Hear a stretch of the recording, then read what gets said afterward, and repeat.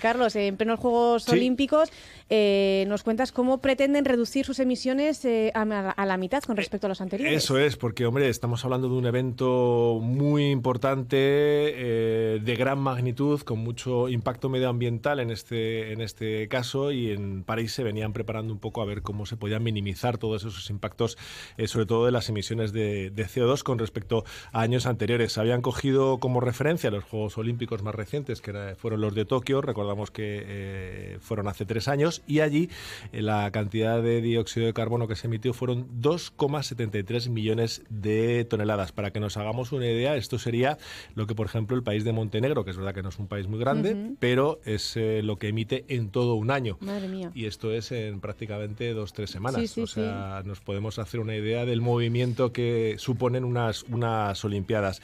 La huella de carbono que pretende dejar, como hablábamos de la mitad, es emitir 1,5 millones de toneladas de CO2 y además añadir medidas para compensar precisamente toda esa emisión de esos gases de efecto invernadero que se generen. ¿Cómo calculamos la huella de carbono? Porque a veces la gente dice, bueno, sí, pero esto como la gente está con un medidor, viendo a ver los tubos de escape de los coches, como tal. Bueno, pues hay un par de protocolos que hay en el Greenhouse Protocol, que son unas herramientas para calcular online cómo es la situación que se genera. Pues, por ejemplo, vamos a centrarnos en el que tiene aquí el Ministerio de Transición Ecológica en España, que por un lado lo primero es definir los procesos que se van a estudiar, hacer un inventario de esas entradas y salidas de CO2, establecer el periodo de tiempo que se va a evaluar, recopilar los datos de consumo. Cuando hablamos de consumo hablamos de electricidad, de combustible, la generación de residuos que se producen, convertirlo en kilogramos de CO2, haciendo las conversiones pertinentes, igual que cambiamos de metros por segundo a kilómetros por segundo, de nudos a kilómetros por hora, y obviamente proponer esas mejoras, esas medidas de mejora. Van a aplicar en París, o se está aplicando, un punto de vista bastante innovador a la hora de evaluar esa situación de las emisiones de CO2. Y es que la planificación que han hecho, que llevan ya desde 2021, obviamente las Olimpiadas no las organizas de para mañana, como el que dice, llamas a 4 amigos y organizas la cena de esta noche. Tú traes una cosa, tú traes otra, venga, organizamos unas Olimpiadas, te pones a correr, el otro se pone a nadar y ya está. Bueno, pues han añadido 2 pasos más, ¿no?, a lo que normalmente se suele hacer. Y uno es anticipar en base a los datos existentes en juegos anteriores, por eso se han fijado sobre todo en los Juegos Olímpicos de Tokio, y sobre todo la movilización social, sobre todo hay que concienciar a la gente. Al final pasa por todos, tenemos que tener esa concienciación de que debemos ser más responsables con nuestro medio ambiente. Quiere decir que si al final es muchísima gente la que se está moviendo en un espacio más reducido, con un montón de transporte público, de consumo y demás, pues que todo el mundo sepa que esos consumos deben de ser responsables y aplicarle un poco el sentido. Y un granito de arena sumados, ¿no?, pues hace mucho al final. Efectivamente. Pues mira, iniciativas que han tenido, por ejemplo, el 95% de las construcciones ya son temporales, o existían previamente, con lo cual no han tenido que construir mucho más, y lo que construyan, las famosas camas de cartón, estas que han dado tanto que hablar. Las hemos comentado también aquí con Agustín Durán. Efectivamente, y los deportistas diciendo que esas camas aguantan si no sé si 200 kilos, dijo Agustín. Una barbaridad. Para cualquier tipo de ejercicio que quieras hacer tú en la cama, pues la energía, por ejemplo, proviene de fuentes renovables, que en principio ya sabemos que son las que no hacen emisiones de CO2.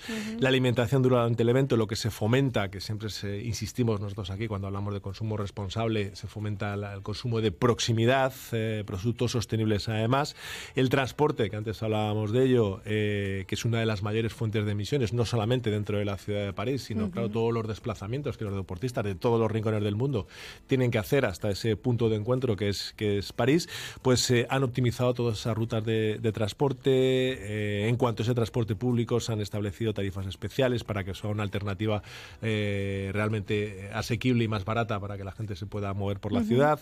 Se compensan, como te decía, las emisiones con proyectos en los 5 continentes, enfocados, pues por ejemplo, a la conservación y restauración de los bosques, que siempre hemos contado son los mayores sumidores de CO2, junto con el océano, que es el reservorio, que ese sí que se lleva el 50% de todas esas emisiones de CO2 que nosotros echamos a la atmósfera. Y luego, pues a la hora de movilizar la ciudadanía, pues lo que comentábamos antes de ese cálculo de la huella de carbono. Así que, bueno, pues son situaciones que a priori se hacen complicadas, pero que es verdad que poniendo un poco de buena voluntad, pues se puede compensar todas esas emisiones de CO2. Y hablamos, si te parece, de las muertes por calor, los datos de las muertes por calor. Muy complicado. Hablamos de calor y esto te lo tenía aquí guardado para contarte, porque luego sabes tú que los datos son absolutamente demoledores y son los que nos ponen en una realidad tangible con respecto a lo que supone estas olas de calor y a que las temperaturas estén absolutamente disparadas, agravadas, siempre insistimos, por ese cambio climático que hace que en los últimos años hayamos tenido los veranos, en este caso, de mayor calor y de temperaturas más altas. El dato es que unas 175.000 personas mueren cada año en Europa por causas relacionadas con el calor. Además, claro, las previsiones que se hacen a medio y largo plazo hace que esa cifra se dispare en relación a cómo vaya evolucionando la crisis climática.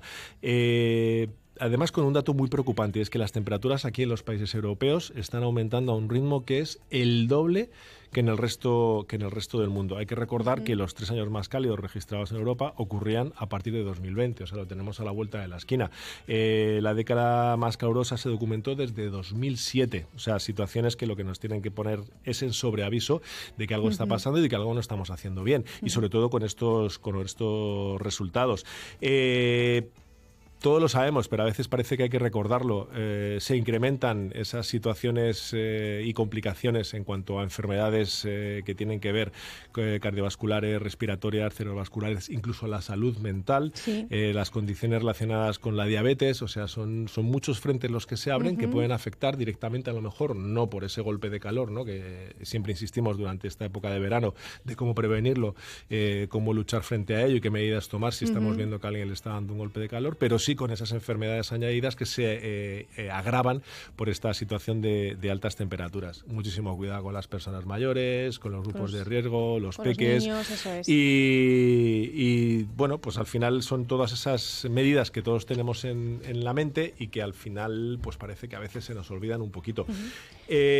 Solamente te doy un dato y con eso terminamos para darnos y dejamos cerrado el tema del calor. El otro día Greenpeace, el miércoles pasado, a puertas de la otra ola de calor que sufrimos la semana pasada, midieron la temperatura en Madrid, en sitios clave como puede ser la Puerta del Sol, Callao, la Plaza Mayor.